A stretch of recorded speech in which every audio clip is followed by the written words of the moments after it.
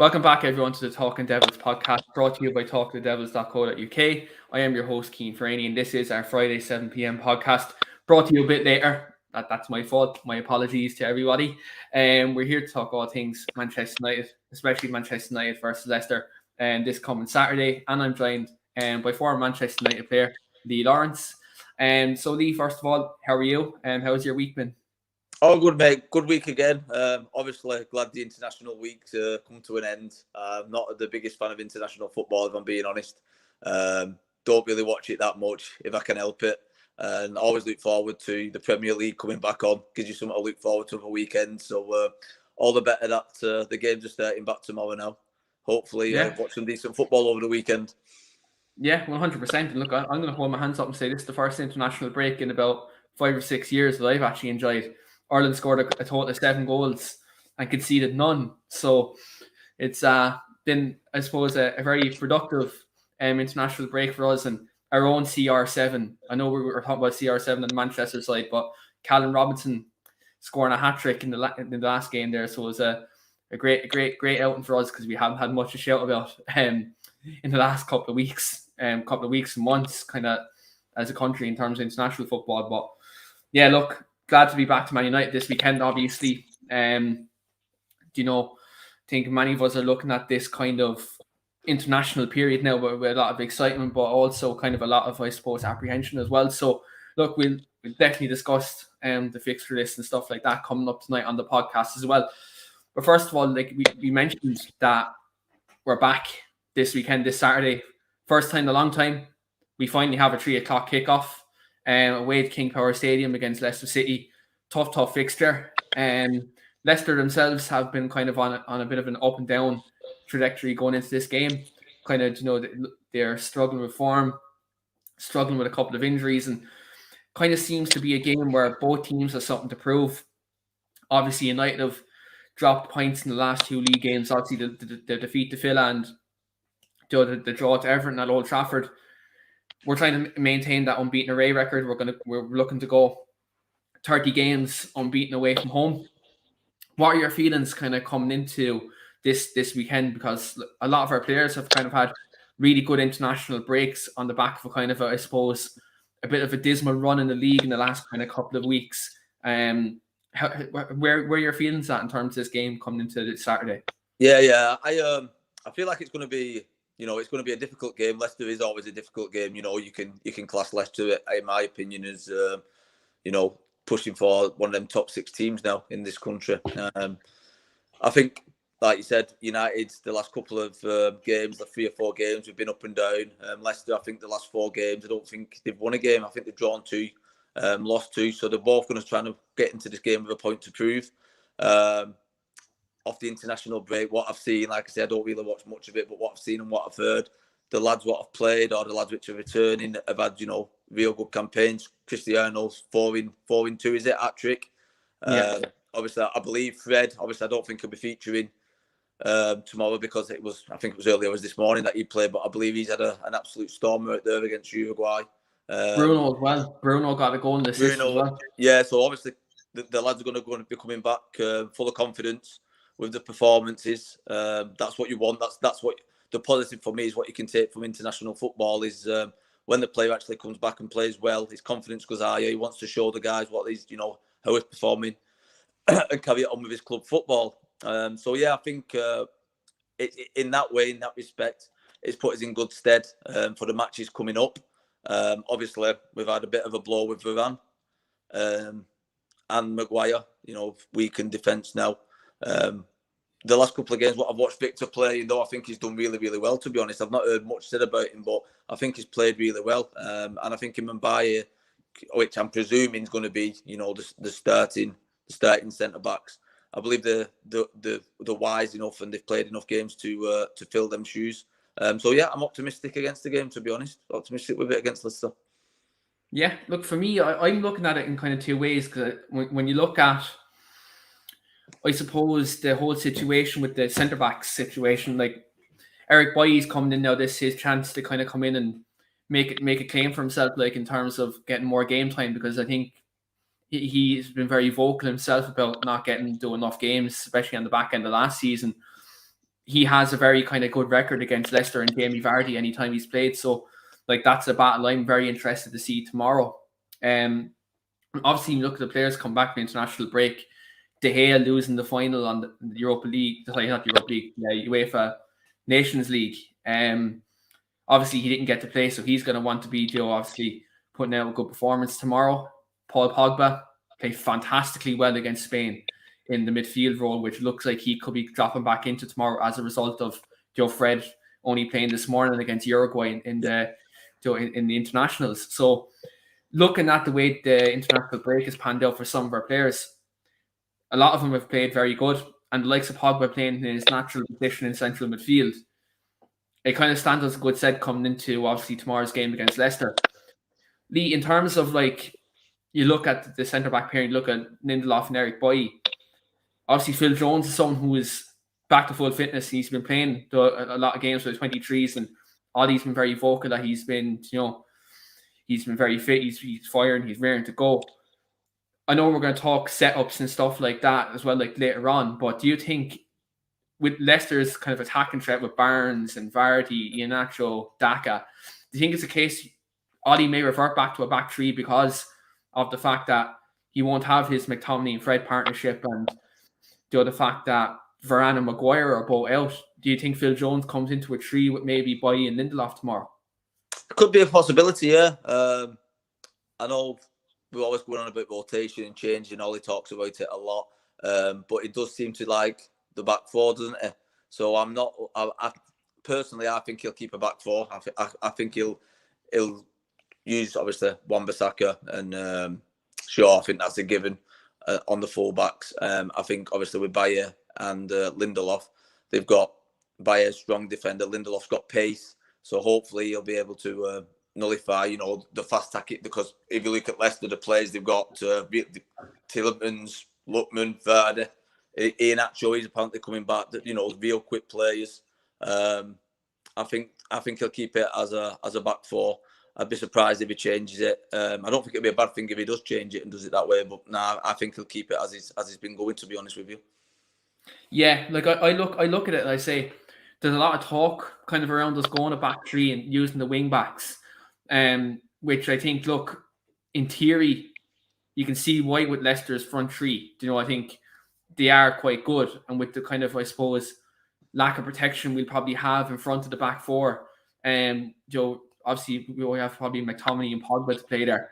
Donny van de Beek, look, I'm going to be honest, he's probably not going to get a game. That's just like, the reality of the situation. I just don't really acknowledge it anymore. But I wouldn't be shocked if I see us revert back to a three at the back tomorrow and play the two wing backs and nullify Leicester's threat and try to, catch them on the counter attack, because they do play quite high up the pitch.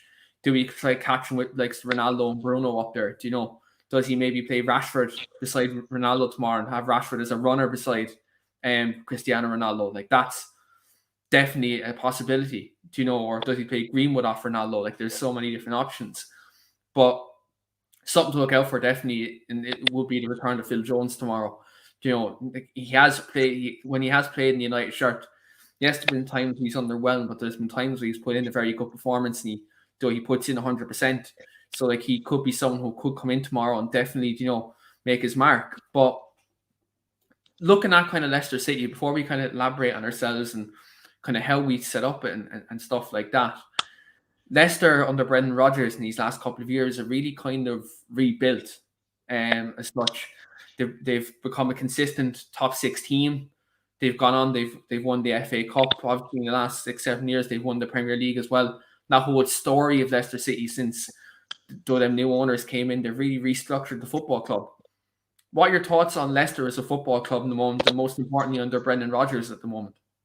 Yeah, like I said, Leicester probably building from 6-7 years ago, massive transformation within the club. I think Brendan Rodgers has had, one of the main reasons why they've done that. Obviously, getting the owners in who look like they are fantastic owners who's took over the club, and like I said, getting Brendan in is it's been a massive problem. He's, in my opinion, Brendan Rodgers is one of, if not the best manager in the league for what he's done. he's not. I know he had Liverpool. He did really well at Liverpool, but he took a lot of people thought a back step with Leicester, and then went and won the league. You know what I mean? So he obviously knows tactically a lot about football and how to get a team playing well. I mean, you look at that team what won the league. It wasn't full of world beaters. They had good players in, but they didn't have no world beaters, which shows, we can get a team playing as a team, which I think, like I think I said last week on the podcast, I think United aren't doing at the moment. We've not actually still gelled as a team yet, where it looks like probably Brendan's management of a team and getting them to play together is a little bit superior at the moment to Ollie's. I think they've done a fantastic job with the lads in the squad they've had. And I do think, they've got good chances of getting back into that top four. I know the results haven't, they've not had the best start to the season. I think they've got all the attributes to push for that top four again. Yeah, and touching on their kind of last two seasons, when you look at the last kind of 2 years at Leicester City, they've been in the top four the longest out of all the teams. They're in that supposed top four, like you're talking Liverpool, Manchester City, Chelsea, and United. And both seasons they fell at the final hurdle. Do you think that's a result of Rodgers' maybe high intensity style and not being able to maintain it over a season, or would you attest it to maybe kind of more injuries and kind of bad luck? I don't know. I think football's football at the end of the day. It's there's an element of luck in everything. Winning leagues, going down. There's an element of luck in everything. It could be fatigue, like I say, the way Brendan Rodgers sets up. The style of play they play, high intensity. It could take its toll over the season. But no, I think they've just been unlucky the last couple of seasons. I think they have got chances this season if they push on of getting back into that top four and staying there this time. It's going to be an interesting game. Like I say, it's going to be. I'll be nervous watching it. I'm not the 100% that we've got. Well, I'm never 100% these days with United, if I'm being honest. But I definitely won't be. It's not a given anymore with Leicester. It's going to be a hand over pillow mouth, probably pillow over face a couple of times watching it. But no, I think we've got the manpower to get through, but it's going to be an hard one. Yeah, definitely. I think when you look at this game, obviously, away from home, we seem to be that bit better. Even you can kind of call it post-pandemic now, because we're back to full stadiums. We're back to kind of full capacity, and home advantage is kind of becoming more of a thing. Well, for most teams anyway. Obviously, this kind of an away run that we're having now. We're 29 games unbeaten away from home, and now we're going potentially on the cusp of 30 games unbeaten away from home.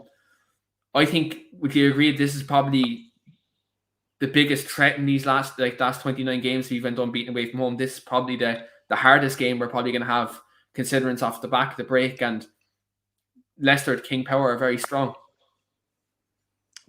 Absolutely, mate. You hit the nail on the head. They are very strong. Obviously, we're very strong playing away, which we've shown in the last 29 games. I hope we don't lose the record. There's a good chance we will do. But again, I think we've got the squad. Obviously, with the injuries, what we've sustained over international break, I think we've got the lads, like we've just mentioned, who can step in. And I think if we tactically get it right, that we've got every chance of keeping our record intact. I think if we get a draw, it's not the worst result, if I'm being honest. Yeah, I think on the finer scale of things, I think not that I'm going to accept a draw right now, but wouldn't be the worst result in the world to go into the King Power and avoid defeat. When you look at this game tomorrow, Lee, obviously Marcus Rashford, we mentioned this a couple of minutes ago, is returning tomorrow. We have the couple of injuries in kind of the defensive area as well. Because we've Atalanta in the Champions League kind of Wednesday night, and then we have Liverpool next weekend. Is this a point now where this kind of coming into this, I suppose, big run-in that we have now from kind of mid-October to late November? Is this going to be a case where Ollie's going to really have to manage his squad and use a lot of rotation? Or, as Gary Neville and Paul Scholes said the other day, that he's going to have to continue playing his strongest team. Like, what do you think he should do at kind of this stage, kind of managing his squad, kind of coming into this period? Because for many people are saying it's season defining. I don't think actually all he's found is. I don't think he actually knows in his head what his strongest 11 is anyway, if I'm being honest with you. I don't think he's actually got it set in stone what he actually thinks his strongest 11 is. He keeps going on about it. Every interview I hear about rotation, you know. And yeah, it is a squad game now, you know what I mean? There is a hell of a lot of rotation because there's a hell of a lot more matches gets played and at a quicker pace. I think sometimes for me, rotation can be a little bit off-putting. You don't get used to playing with the players week in, week out. You don't naturally get used to where they're going to be when you've got the ball. For me personally, you know, I would stick with his strongest 11. Maybe rotate one or two, but not every game all the time. I think if you're rotating, you've got an unsettled 11 every game. For me, I think first of all he needs to find out and get it in his head what his starting 11 is, and basically stick with it. The lads now should be fit enough to be able to sustain it all season. But like I say, I think he's hell bent on rotating, which I just hope for him works. Yeah, I think if you look at it now at the moment, like especially if you look at the Everton game, like hindsight's a brilliant thing, like in terms of like, you know, looking back at situations. You could have said that the bit of rotation could have worked in terms of Martial coming into the team. You know, he scored a goal. If you look at some of the changes he probably made for that game, like 4 or 5 changes, probably didn't need to make that. You know, like you probably could have made 2 or 3, or or at max 3. You know, but I think at this stage of the season, you can't afford to be chopping and changing. You're absolutely right. You need to be implementing your team, your style of play, and just making sure that all your players are singing off the same hymn sheet. Because as you said, it's hard to implement patterns of play and consistency if you're changing the team every single week. Yeah. It's not just that. It's the likes of set pieces. I'm presuming from when I played, it's still going to be the same. And we've got obviously the set piece specialist in now.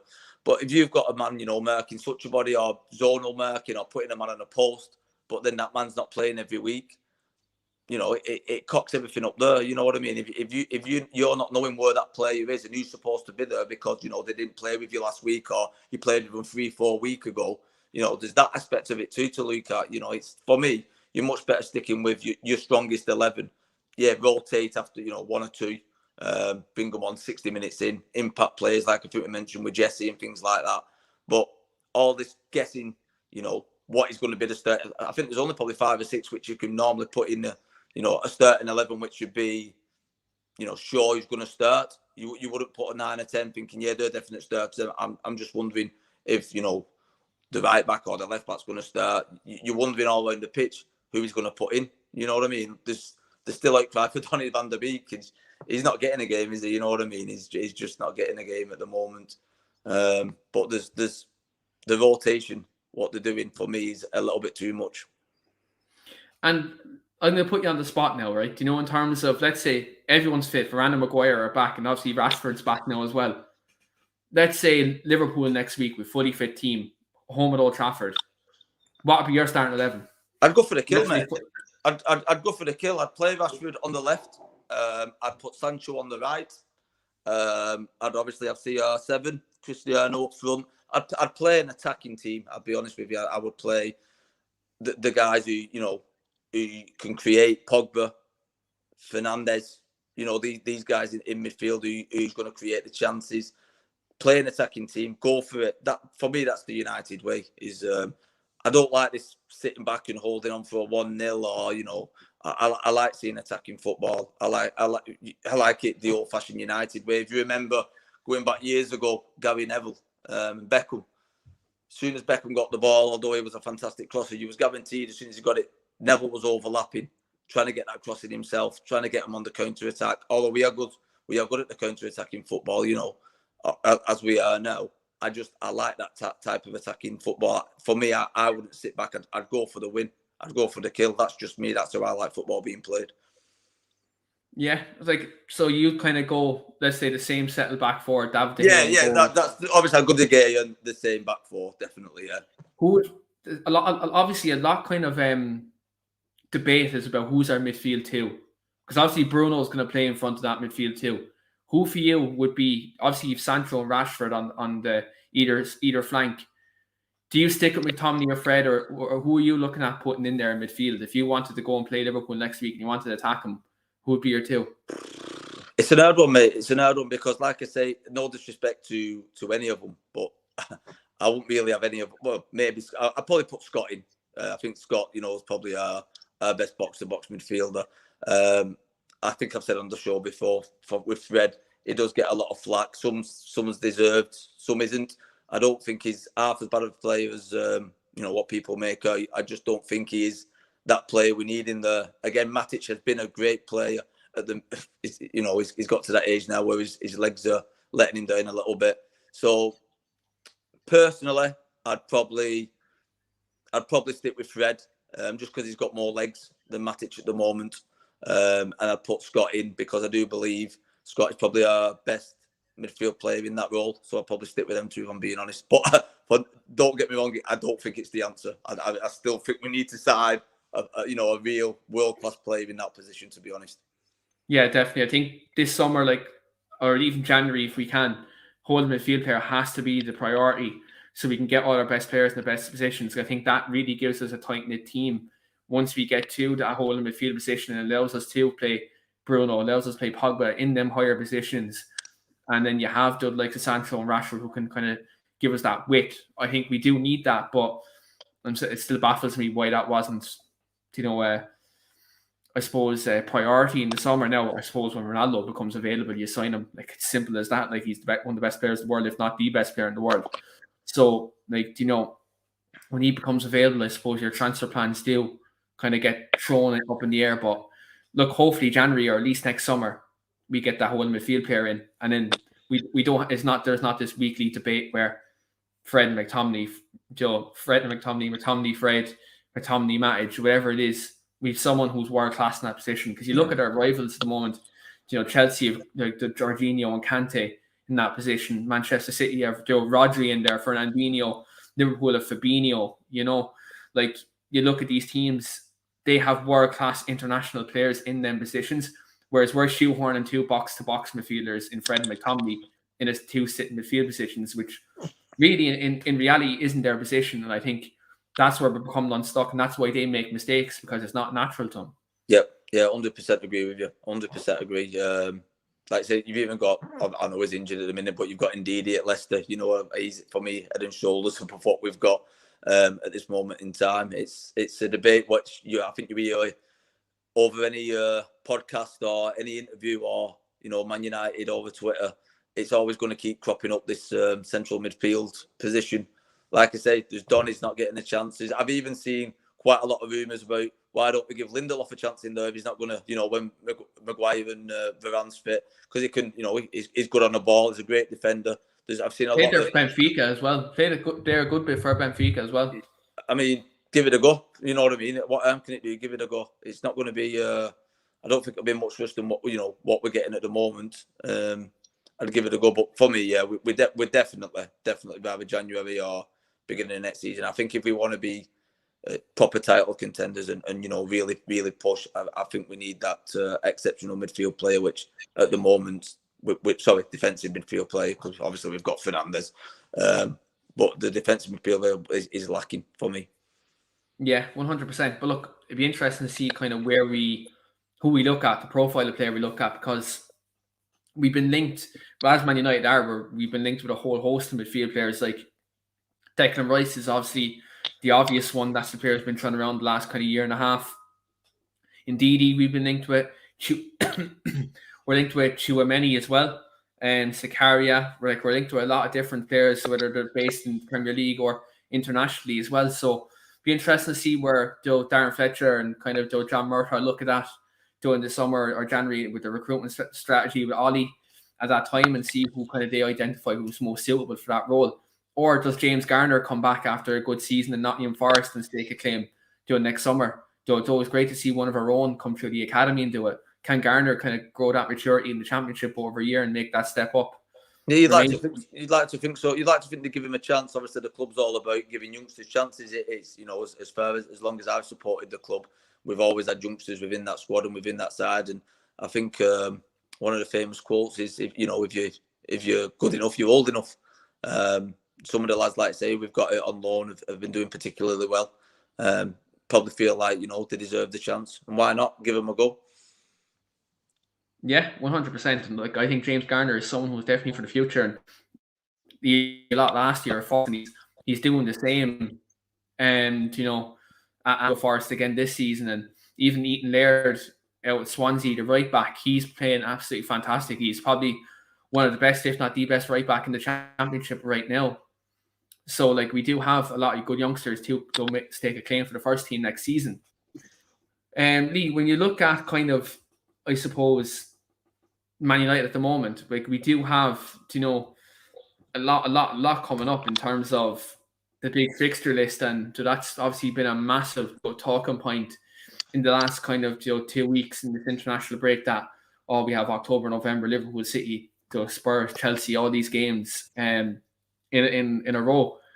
One thing is after happening in these 2 weeks, which many Man United fans have discussed, and that has a massive, what they believe is going to have a massive effect on Man United as a football club, is Newcastle United's takeover, and that's recently after happening in the last kind of 2 weeks or so. By looks, things are going to be the richest club in the Premier League. That's if they stay up this year, obviously. And looks like they're going to have a lot of resources, and it's going to be another team kind of within that kind of top 6, top 7 area that could potentially challenge Man United at the top. When you look at that takeover yourself, are you anyway concerned that this is another kind of big team who can come in and stake a claim? And does this maybe, I suppose, push Man United to be more proactive maybe in these future transfer windows and make sure we do get things right? I hope so. I hope we're more proactive. I hope, obviously, the difference is money talks. We know money talks in football. We only need to look at what happened with City. We know, you get rich owners. We know over the years, players are going to go if the money's right. Unfortunately, it's not really a game anymore. It's more of a business. That's what I've said for the last, the past 5 to 10 years. I think, obviously, the takeover's been done now. Players are going to be lured with, the multi-million pound contracts and the weekly wages. First of all, I'd like to say I think Newcastle is an absolutely fantastic football club. I think the supporters, it's a football city. It's great that it's happening to them. It's not so great that it's happening to us. I don't think it's just Man United which are looking over the shoulder. I think every top club in the Premier League is going to be thinking, how do we compete with this now? You know what I mean? And I think over the years, I don't think it's going to happen straight away. The transition won't happen straight away, but I think over, the next, say, to 5 years, like I say, I can see Newcastle being up there challenging for championships and titles and, FA Cups and getting some big name players in. So it's going to, if we want to carry on and, keep this upward trajectory of what we're on now going, we're going to have to dig deep into our pockets, as is City, as is Liverpool, as is everyone else, because I don't know how many billions it is, but it's absolutely makes Man City's billions look stupid now, doesn't it, with the amount of billions these guys have got. So it's I think every club's going to be slightly worried about it. Yeah, definitely. And I think if you look at the way Man City built, like, it took them 4 or 5 years before they won the title. Well, it's like not even 4 years it took before they really challenged for the league. Under that new ownership, they won the league in 2012. Obviously, the owners came in 2008. That was a gradual process. They had to obviously get players in, test the waters. Obviously, Sparky was their manager at the time. I still think he'd probably unfairly sacked at the time when he did get sacked at City. But look what they've done. They brought in Mancini. They brought in kind of top players around Europe, and it clicked for them, and they won the league. You look at the way Chelsea brought in Abramovich and how that was like kind of an 18-month process before they challenged kind of top 4 / the league. This could be the same thing with Newcastle. Now, obviously, these owners are taking Newcastle over in a lot kind of, I suppose, worse position what City and Chelsea were in. Like, City were mid-table, Chelsea were mid-table. Well, Chelsea were actually just below, we're just in the top 4, but if you look at the kind of proper talent and the transition that Newcastle are going to have, it's probably not going to be an immediate challenge for the top 4, top 6 even. But you look at a 3 or 4 year period, they will be up there, 100%. And with the resources that this owners have, like, Everton got the new owners, Leicester got new owners, and they obviously they both them spent a good bit of money. But they want the resource the Newcastle's owners have. They're worth 320 billion. Like, that's unreal. That's like that. They're a lot richer than any of the owners in the Premier League. Obviously, you look at this situation, financial fair play and all that will play its part at some stage. But I think all the top 6 is not just Man United. It's just going to be like Liverpool, United, those City, Chelsea, Spurs, Arsenal, Leicester. All these teams will be looking over their shoulder now and be thinking, right, look, we all need to be more proactive. And I think this is what makes the Premier League the best in the world. Obviously, all the best players will be still playing in the league, and it's all good. But I do think, as a United fan anyway, I am slightly concerned. I'm happy for Newcastle, kind of obviously, because in the last 14 or so years, they've been in turmoil. They've went down, they've come back up, and they're a very big club. And, I think, obviously, look, we played them years ago. We used to have a rivalry with them. But, look, it's great to see, though, I suppose, a big club hopefully kind of cement their Premier League status and be back where they belong is up challenging. But from our end, still obviously concerned because there's been times where we've got it wrong in the window. We haven't recruited the way we probably should have. And just another team coming in with big wages, it does concern me that when we are in a situation where we're fighting for the title or fighting for top 4, fighting for whatever trophy we are, that there's someone else there with a lot of resources.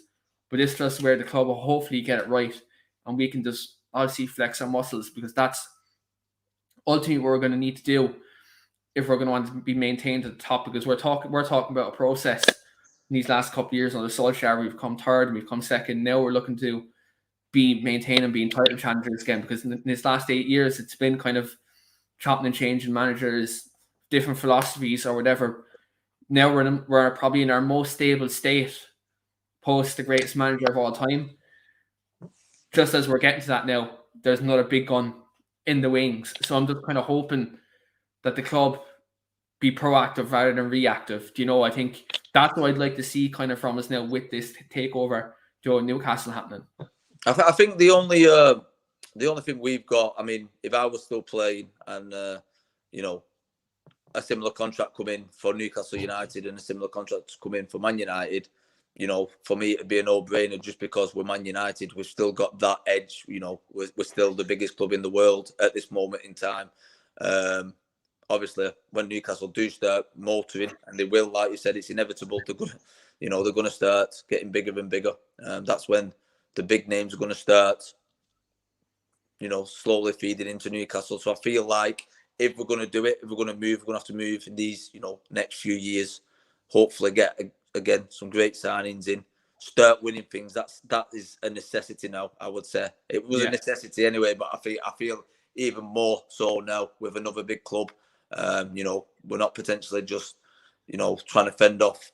If we're trying to buy someone, we're not in competition with the likes of Chelsea and, Cities, Liverpool's. We've now got another one, which is going to be Newcastle, which is probably going to be the main or one of the main rivals we're going to get to sign play. So I feel like if we are going to sign and we're going to sign big, we're going to have to do it in the next few years and make a statement and start winning things to keep keep the legacy of Man United going, really, and make the top players want to play at United. And, because it's Man United and because we win things, I think that's the way it's going to have to go. Yeah, I think success is going to be very important now, because I think it's all well and good getting this progress, and we are progressing. Like, I do believe we are. Like, we've come a long way since December 2018. That's what I will say. Like, everyone knows how that Jose Mourinho kind of era ended. The club was in kind of a really kind of unstable kind of state at that point. Like, that's the way it was. Now we're in probably our most healthy position post Sir Alex Ferguson. This is now where the next step is maintaining success and start getting that. Yes, that Europa League was, a missed opportunity, for some of these younger players in the team to get their first sniff of a trophy. People look at the Carabao Cup this season. Maybe that would have been a good, I suppose, I suppose, springboard for us to win that first trophy and kind of kick on, because obviously we all know 2006 when Rooney, likes of Rooney, Ronaldo, the likes of all of them, when they won their first trophy in 2006, it started, a whole collection of trophies, including the league, Champions League. Like, this team needs to win trophies very soon, because you have the senior players like the Brunos, Pogba's. Now you have Cristiano there, you have Varane, you have players like that, for Harry Maguire. You have players like that who will want to win these big trophies. And like, if we don't do that, how do you keep them at the club? And then replacing them, you're going to have to replace them. Like, let's say, for example, Bruno leaves. And let's say we don't win that in the next couple of years and Bruno Fernandes leaves the football club. You're going to have to replace Bruno Fernandes with 2 players because of his output in terms of goals and assists. Because you're not going to get anyone better in world football in that position, the number 10 role, at this moment in time. So I think you have to look at this and say, we need to maintain success. We need to be more consistent. And this, I suppose, what we're going to learn about this Man United team, this current squad now, rather than look at a couple of years' time, we're going to learn a lot about this squad in this next 6 weeks. This next 6 weeks is going to show where we're at, where this current expectation is going to be with this squad, this manager. And I think this is where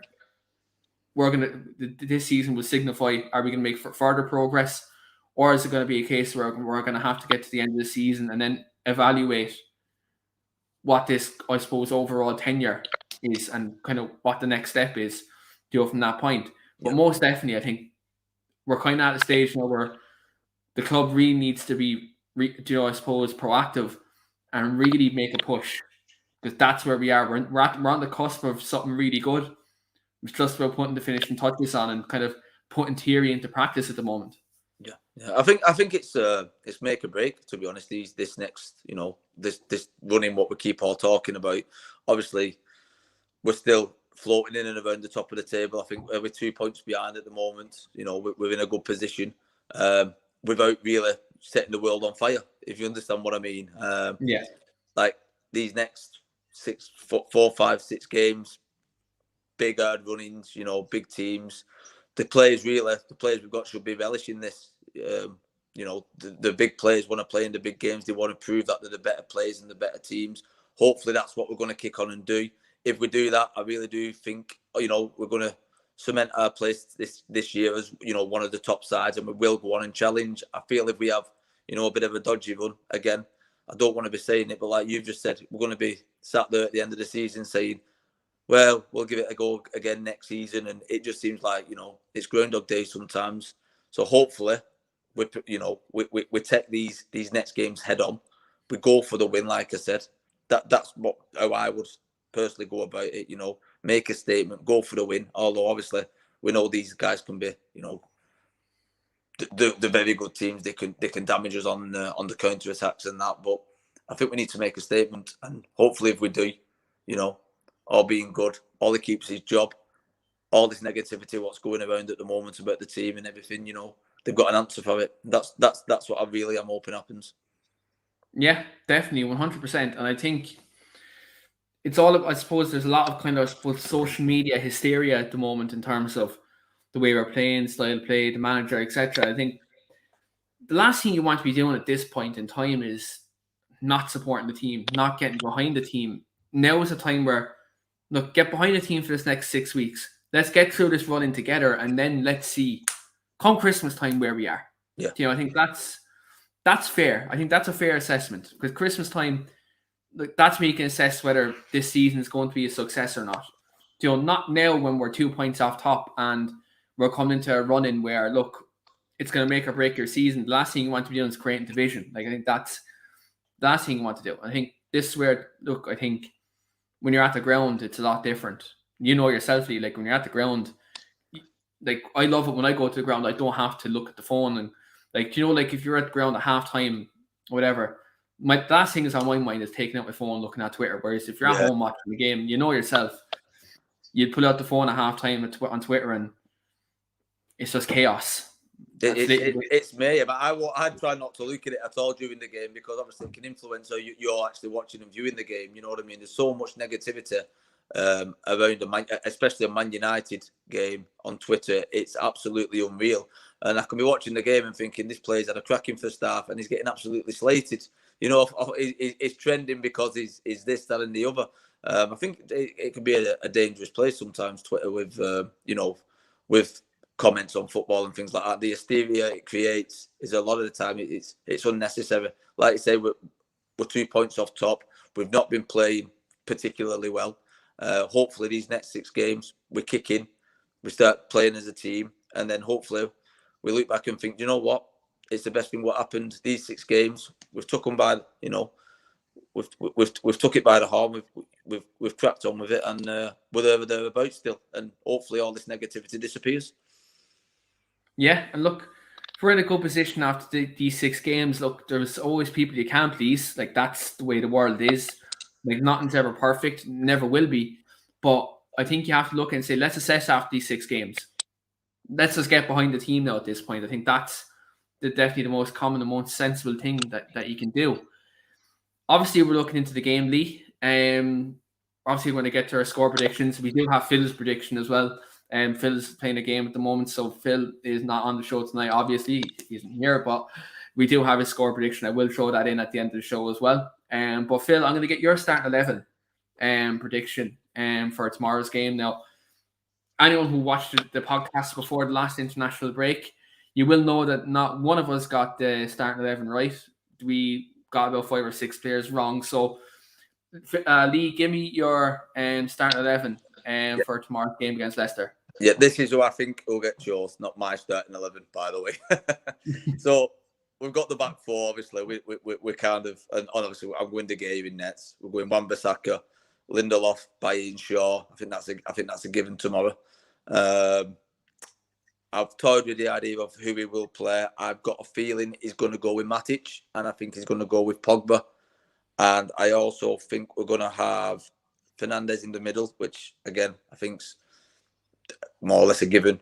I think he's going to start Sancho and Greenwood, both wide mids, and he's going to have Cristiano up front. I think it's going to be quite a predictable 11 tomorrow.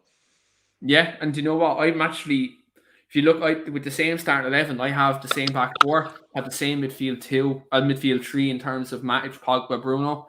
I'm going to go Sancho on the right. I'm actually going to go Marcus getting a start tomorrow. I hope he does. That's what I would do. I would definitely. I can't understand why Sancho isn't playing on the right. We bought him to play on the right, play the guy on the right. You know what I mean? Hopefully now Marcus is coming back in and he's going to hopefully cement that left. So let's Greenwood and Sancho fight it out. Healthy competition. You know what I mean? Yeah, 100%. And I think, obviously you look at the behind closed door games that did happen during the international break. Rashford played 60 minutes against Blackburn, scored 2 goals, and all he's been saying he's fit and firing. And from what we've heard, from stuff coming out from the games he's playing behind closed doors, Rashford looks quite sharp. So if that's the case, he's a very clutch player. He's a very productive player. Start him. If he's fit, just start him. 100%. Bring him in. Do you know what I mean? There's no point giving him a few minutes on the weekend, a few minutes against Atalanta, and then start him against Liverpool. Start him this week. Yeah. I just feel I'm exactly 100% on with you. I would start him if he's fit. Start him. That's how I would do it with any player. If I think they're match fit and they're gonna, be good for the team to start, don't rest him for the next game or the next game. Concentrate on the game, what you've got in front of you, and start your best 11. Definitely.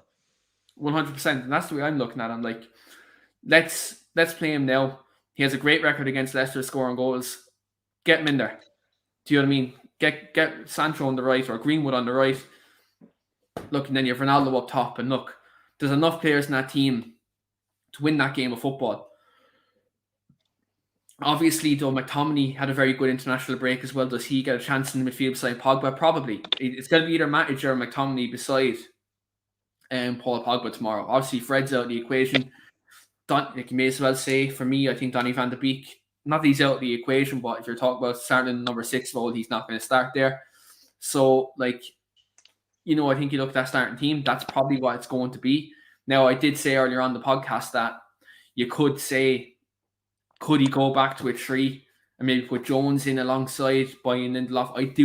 I do think in the back of my mind, that is a possibility that could happen. Not that I want it to happen. I'd rather us play out of 4 and be proactive. But because it's away from home, because it's Leicester, and because they do have a lot of pace, in that front three, like with Barnes, Lookman, Vardy, and then they've Daka, Ian Nacho, like players who they can choose from. I wouldn't be surprised if Ollie did revert to a 3 because of Leicester's threat, and then try win that midfield battle. In that regard, maybe play a 3-5-2 and play, Pogba in there with it. Let's say McTominay and Bruno, and let the defensive players take that defensive onus there at the back. I think that could happen, but I'd rather go with the 4-2-3-1 and tomorrow and play Matic more sitting, Pogba more of an 8, Bruno obviously in his 10 role, and go out and attack him. That's what you have to do. Leicester aren't in good form at the moment. They're not riding on confidence at the moment. I think you have to look and say if there's a game to win now, yes, it's going to be a tough one, but it's there for us. Yeah. Like because of Leicester's run of form lately. I think if they start off quickly, like say, I think what we do at United and what I've noticed is we seem to start off quick and look like we're on top, and 15, 20 minutes in, the other team get a chance, and we seem to drop off and drop the intensity. I think if we can keep that intensity up where we start matches and keep that up, we should have no problem. We should wipe the floor with them if we can keep the intensity up for the 90 minutes. Definitely, and look, I think you look at this game, you look at the game next Sunday, intensity is going to need to be over 90 minutes. 100%. Leicester and Liverpool, if you're talking about midfield style, very similar in terms of energy, high press. The end two teams are very similar now. I'd say Leicester probably, if you're talking about midfield, probably slightly more creative with Tielemans and Maddison in there. But their front three are like Liverpool's. Like Liverpool have Salah, Jota, Mane, who are going to press high. Leicester have Vardy, Barnes, Ian Nacho, players who are going to do that similar job. So this game is actually good preparation for next Sunday. Sure. In my opinion, I think it's like in terms of style to play.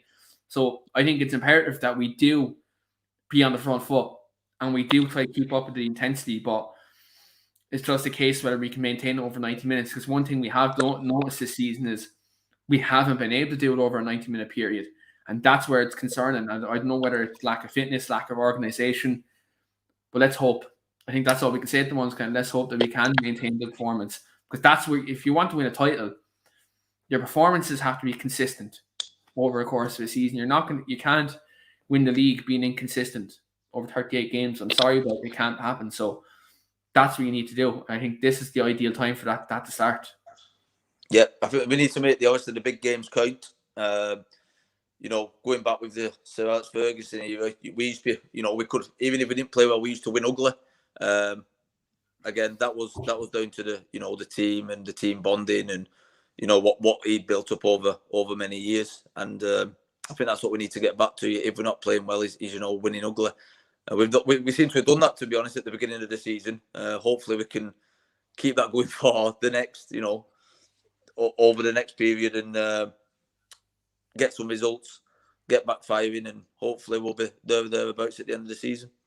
Yeah, 100%. And look, I agree. And look, hopefully we can just get through this period, and then we can really assess what's needed then, and hopefully some of these players get utilised in their best positions, and you just recognise what his best team is. I think that's really, really important. But just before we wrap it up, Lee, I'm going to get your score prediction for tomorrow's game. Obviously, 29 games unbeaten away from home. Do you fancy Man United to maintain that record? Yes, I'm not going to go for a draw because I don't want to be pessimistic. So I've got a feeling in my head it's going to be 1-1, but I'm going to go for 2-1 for United. And I'm definitely having Cristiano for at least one of them. Yeah, so Lee's going to go 2-1 United. Phil, who's a regular obviously on this podcast as well, Phil has also gone 2-1. I'm going to go, I can't believe I'm saying this, I'm going to go 1-0 United win. I'm actually going to keeping a clean sheet. I'm probably putting the mockers on it now, but I'm going to go United win 1-0, keeping the clean sheet. And I said it once, I say it again, I'm going to go Ronaldo off the penalty spot. I said it last week.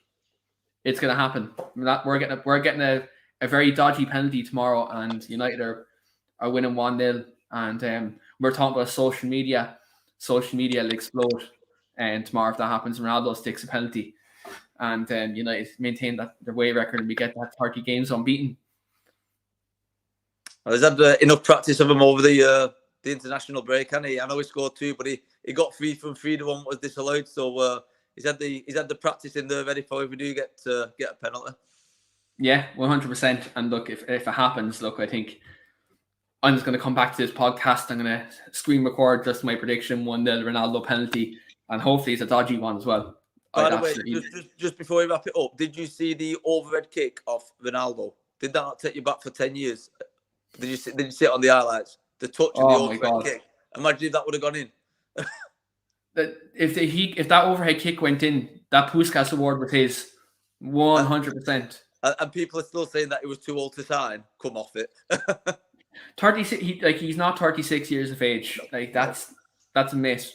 I'm 36 years of age, and I couldn't roll off the bed like that. Never mind play football like that. So he's phenomenal, isn't he? He's one of a kind. He's the greatest of all time, and I think, look, it's great to have him. Great to have him back at the football club. And look, he's not coming here for a swan song, is he? He's coming here to win trophies, and he's coming here to, I suppose, not to cliche, but he's come here to make Man United great again. And I think we're nearly that. Let's hope that we can win them trophies and end the season to signify that. Definitely. But just before we wrap up, guys, do smash a like in the video, hit that subscribe button as well, and do check out our match day content tomorrow as well. Wayne always has great videos up of the scenes at Old Trafford during the game, so do check that out as well. Also check out our website at www.talkdevils.co.uk. All the latest Manchester United news and articles up there, as well as retro Manchester United articles too. So do check them out as well. And we'll be back next Friday with our Liverpool preview next Friday. And Phil and Lee will also be picking their all-time Academy 11s as well. So do check that out. And if you have your own Manchester United all-time Academy 11, do let us know in the comments in this video, and we will read them out also on the next podcast when the guys will be giving us their 11s as well. But thanks very much everyone for watching who tuned in, and look, we'll be back next Friday with the next edition of Talking Devils. Until then, thanks very much.